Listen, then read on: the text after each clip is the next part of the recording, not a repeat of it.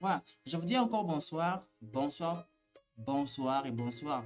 Que vous soyez, je sais pas moi, dans le même pays où je suis, la même ville, vous soyez hors, je vous dis encore bonsoir et je vous encourage avec la fin de cette année parce que moi, je sais que nous sommes nombreux qui déjà sommes en train de voir l'année finir et en train de se poser la question, waouh, l'année est en train de finir. Et on la regarde, on essaie de tourner tout ce qui s'est passé, tout ce qui a été vécu et c'est hyper encourageant. Tellement que on va prendre un peu le temps avec vous pendant aussi un moment pour essayer de regarder cette année un peu différemment et de confirmer par notre manière de vivre le poste, la position que nous avons gardée et que nous décidons de garder, que ce soit cette année, que ce soit les 2 jours qui vont rester pour finir cette année, ou pourquoi pas même l'année prochaine. Alors, le sujet ou le thème qu'on va essayer de partager, de discuter, d'accompagner toute personne qui sera en train de regarder nos vidéos sur les réseaux sociaux et vivre le royaume. Live the kingdom. Ben, en anglais, on l'a très bien dit. It is time. Il est temps de vivre le royaume. Donc, si on n'a pas eu cette opportunité d'expérimenter et de vivre le royaume, donc il est temps. C'est pas demain, ce n'est pas après 50 ans, c'est maintenant. Donc, il est temps de vivre le royaume. Et on va essayer de parler plusieurs sujets, mais la revue sera disponible d'ici le 15 novembre pour ceux qui veulent entrer en profondeur de ce qu'on ne sera pas aussi en train de dire. Le sujet qu'on va parler tout de suite là maintenant, ça s'appelle l'excellence. OK? Ça s'appelle l'excellence. Et si j'essaie de faire une historique par rapport à ça, ça m'amène à comprendre ma source, notre source. La Bible nous dit, vous êtes des dieux, mais vous mourrez comme des hommes. C'est ce que la Bible nous a dit. Et voilà, ça fait pas. Christ l'a aussi redit, il est revenu et puis il a dit, n'est-il pas écrit dans votre loi que vous êtes des dieux? Mais quand vous lisez la profondeur de la manière dont Christ l'a dit, Christ n'a pas dit, mais vous mourrez comme des dieux. Mais il a dit que cette parole a été dite à tous ceux qui ont cru. Il y a quelque chose. Alors, il y a 2 versets qui vont nous aider un peu à comprendre combien de fois, pour nous, enfants de Dieu, pour moi, fils de Dieu, pour toi, fille de Dieu, et tous ensemble, l'excellence n'est pas quelque chose que nous, on est censé forcer dans la vie, mais c'est un aspect naturel de nous. Il est aspect naturel, pourquoi? Parce que nous venons d'un Père excellent, nous venons d'une famille excellente. Ok. Nous venons d'un Dieu qui est éternel, auquel tout ce qui est sur la terre, là-haut, surtout, tout, sans exception, à moins que j'oublie ce qui se trouve, sont sous ses pieds. Ce qui fait que pour nous, l'excellence n'est pas quelque chose de, comment il va dire ça, d'obligatoire, non, non. Mais pour nous, c'est un mode de vie. Si on prenait, on disait que non, le mode de vie, c'est ici. Donc, si tu arrives à ce niveau de vie, tu as une vie excellente.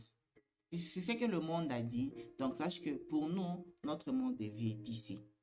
Donc, nous sommes toujours dans un niveau de vie supérieur. Même si tu n'as pas de l'oseille, même si tu n'as pas de l'argent, même si tu n'as pas les meilleures voitures du monde, même si tu n'as pas tout ce que le monde peut offrir, mais toi, ta vie n'est pas ici, ou elle est ici. Non, non, toi, tu es ici.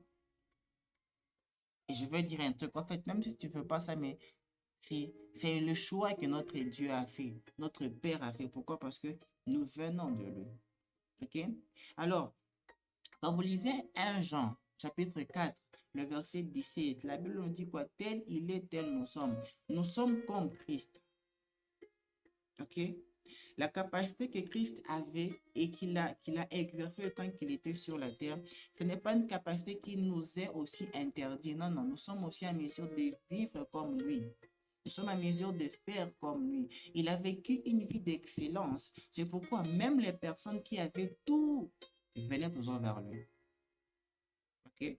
Venaient toujours. Pourquoi? Parce qu'il avait une vie excellente. La, la meilleure des vies qui peut exister. C'est Colossiens 2:10. Qu'est-ce qu'il dit? Vous avez complètement tout en lui. On n'a pas dit que non, vous avez seulement une catégorie de vie. Non, vous avez complètement tout en lui. Nous avons tout, sans exception en Christ. Ce qui fait que On n'est pas en train de mettre à côté les concepts de la souffrance. On ne met pas de côté le concept de tout ce qu'on a traversé, qu'on continue encore à traverser. Mais on a cette assurance que l'année ne va pas finir et on va se dire, bon, on attend l'année prochaine. Non, on va expérimenter des grandes choses. Mais c'est un choix aussi. C'est un choix. C'est pourquoi la question de chacun est de savoir, est-ce que je suis toujours resté sur mon poste comme Abakouk avait dit, je me tiens sur mon poste jusqu'à ce que je vais voir ce que le Père va faire. Ou peut-être on a déjà essayé un peu de dire, bon, de toutes les façons, je dois un peu m'occuper de moi-même parce que c'est comme si Dieu a oublié qu'il a des enfants.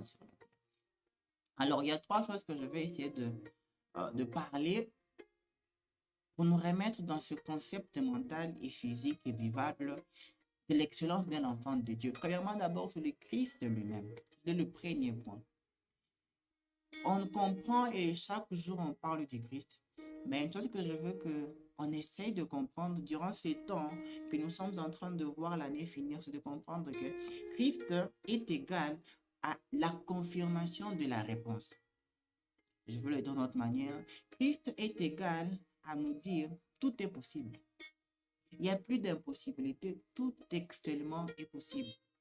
Voilà pourquoi j'aime bien cette femme dans la Bible. Elle avait un problème de sang. Mais qu'est-ce qu'elle s'est dit? Si seulement je touche seulement le bout de son habit, je serai guérie. Elle n'a pas dit, Jésus, est-ce que tu peux d'abord me guérir? Non, non. Mais parce que elle a compris que voilà, cette personne qui est au-devant de moi ici est la réponse. Je ne sais pas si cette femme était là quand Christ était en train de parler dans Luc chapitre 4 au verset 21, ou bien on peut même commencer en descendant. Quand Christ a fini de lire Ésaïe 61, bon, je suis parti, je ne sais pas si j'ai tout lu, et qu'il a dit, cette parole est accomplie. Apparemment, cette femme avait compris. Cette femme a compris que cette personne est la réponse. Et ainsi, elle n'a pas dit non. Ici, pour cette femme, c'était quoi? Je suis une femme, j'ai un problème de sang, j'ai plus d'argent. Donc, c'est ça, sa vie. Mais ici, il y avait sa guérison et comment je veux dire en français? Son salut. Et il en est de même aussi pour nous. Christ, il est la réponse. Mais est-ce que tu crois qu'il est la réponse? Deuxièmement, Christ a fait de toi et moi la lumière du monde. OK?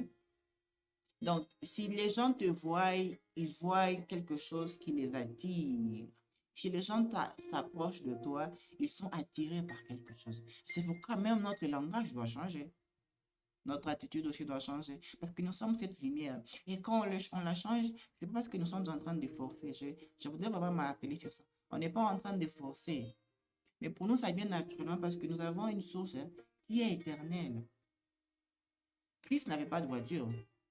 Il n'avait pas la plus belle maison. J'aime bien quand il y a un gars qui lui a dit, je te suivrai partout, mais il a dit quoi? Même les renards ont des tanières, mais les vieux hommes n'ont pas de maison. Et c'était vrai. Le gars était un FDF. Mais malgré son concept de FDF, il était cet exemple où tout le monde, jusqu'à aujourd'hui, sont en train de le chercher. Il y a une chose qui m'est passionnée que je veux aussi dire. Vous savez, le monde entier parle de Dieu et reconnaît la présence de Dieu. Mais le privilège que toi et moi nous avons eu, c'est que nous, on vit Dieu. La seule manière de vivre Dieu, c'est en Christ, avec Christ. Et c'est Christ, le Christ, il est en toi. Alors, ne regarde pas ta vie comme un moins qu'un parce que tu as perdu. Toi, tu es là-bas. Et le dernier élément, c'est quoi? Tu es la réponse. Christ a dit, je suis le pain de vie. Il a dit, je suis le chemin. À chaque fois qu'il y avait un problème, il savait sortir la réponse. Et tu es aujourd'hui cette solution. Alors que Philippe avait reçu un groupe de personnes qui voulaient parler à Jésus, Philippe est allé voir André et André est allé voir Jésus. Et Jésus a dit quoi? C'est pour cette heure que je suis venu. Et c'est pour aussi te dire combien de fois tu es cette réponse pour quelqu'un.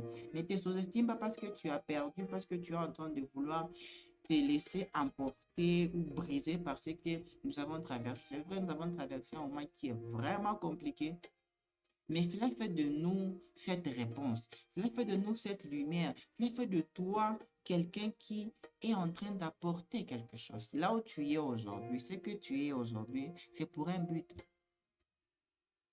C'est pour que le monde aujourd'hui soit en train de changer. C'est pour que le monde aujourd'hui soit en train de prendre une autre tournure. Ce que j'essaie de dire, c'est que le temps d'être dans le langage seulement est déjà révolu. Le temps de rester juste dans l'expression de toujours que parler du royaume à sa place. Mais nous devons maintenant épicer ça en vivant le royaume. Vis ta place de Dieu. Vis ta place de solution. Vis ta place parce que si tu es encore debout, si tu es encore là malgré tout ce que nous sommes en train de traverser, David a dit c'est pour témoigner. Mais je vais finir en disant cette parole de Paul. Car l'humanité tout entière attend la manifestation